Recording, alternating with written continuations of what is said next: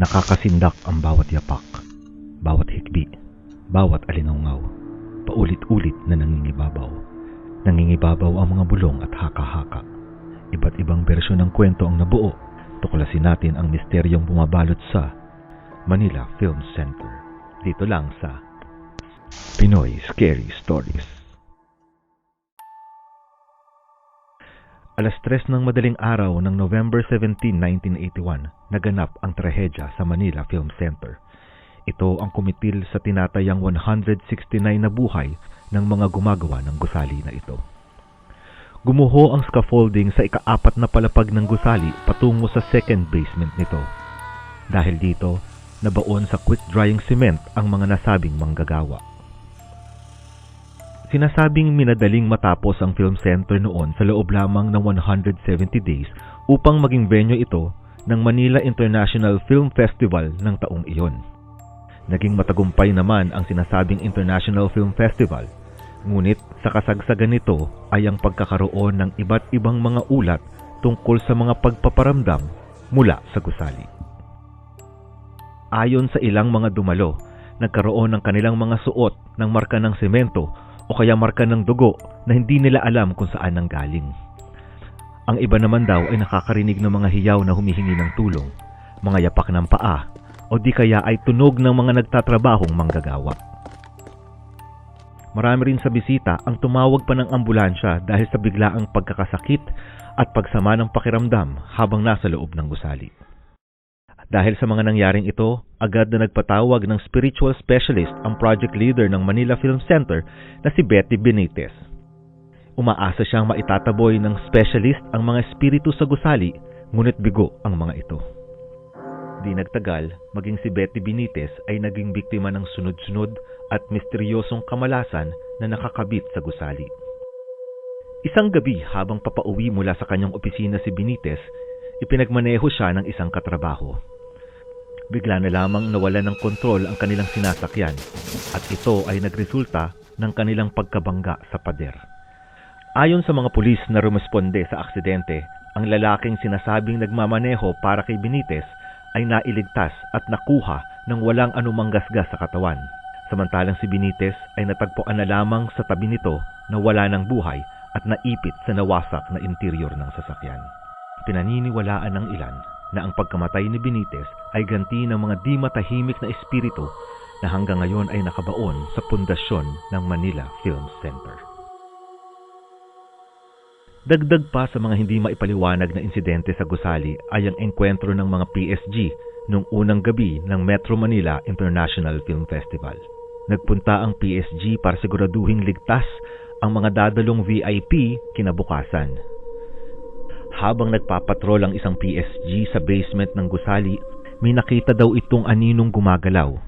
Hinabol niya ito at bigla itong nawala papunta sa isang lock na pintuan. Sinubukan daw niyang buksan ang pinto, ngunit wala siyang ibang nakita kundi ang madilim at bakanting silid.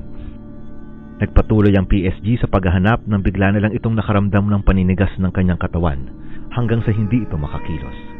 Kasunod nito ay ang presensya na kanyang nadama at boses na bumubulong ng tulong.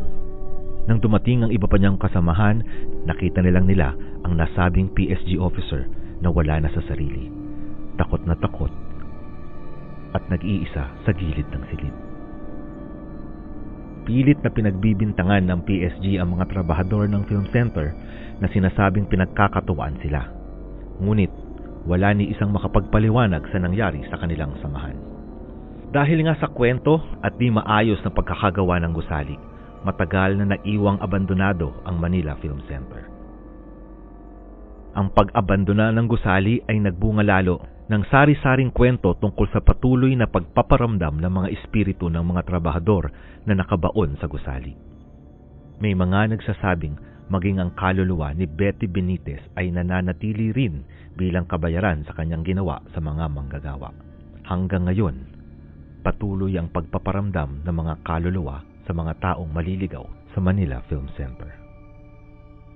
Ayon sa kwento ng ilang mag-aaral na sumubok mag-shoot ng pelikula sa lugar, nakakaramdam na agad sila ng kakaibang presensya sa paligid oras na tumapak sila sa grounds ng Manila Film Center.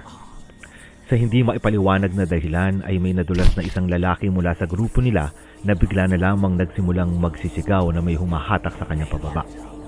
Dahil dito, agad na tinulungan ng magkakaibigan ng lalaki para makatayo. At nang makatayo ang kaibigan, dali-dali namang umalis sa lugar ang mga mag-aaral. Kinalaunan ay may nakitang bakas ng kamay sa binti ng lalaki na nagpapatunay na totoong may humila dito pababa. Noong 2001, ginamit ng Amazing Show Philippines ang Manila Film Center bilang kanilang venue sa pagtatanghal. Dahil dito, lalong dumami ang mga may kwento ng kakaibang karanasan sa loob ng teatro. Ayon sa mga naging bisita ng gusali, nakakaramdam sila ng di mapaliwanag na presensya habang nanonood. Tila ba may nakamasid sa kanila at bigla ang paghangin ng malamig sa buong paligid. Kwento pa ng ilan, may nakikita silang mga dumadaan na anino sa mga hallway ng gusali.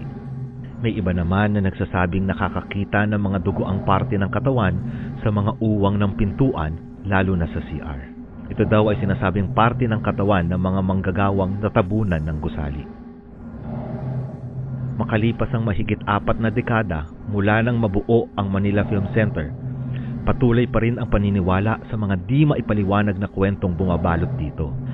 At sa loob ng 4 na dekada, iisa ang pinaniniwalaang dahilan, ang hindi makatarungan at brutal na dinanas ng mga namatay na manggagawa. Sila ay tila nakakulong pa rin sa pagitan ng mga dingding at haligi ng gusali at patuloy sa paghingi ng saklolong hindi nakamit. Kaya kung sakaling mapadpad ka sa Manila Film Center at ayaw mong maranasan ang mga kagimbal-gimbal na kwento dito, make sure to hit the like, share, and subscribe buttons. Dito lang sa Pinoy Scary Stories.